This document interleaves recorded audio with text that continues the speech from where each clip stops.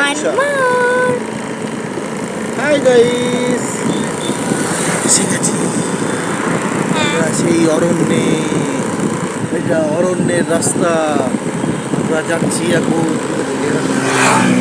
আমরা সেই অরণ্যের রাস্তা, এই সেই অরণ্য, অরণ্যের ভিতরে ঢুকছি আমরা আস্তে আস্তে।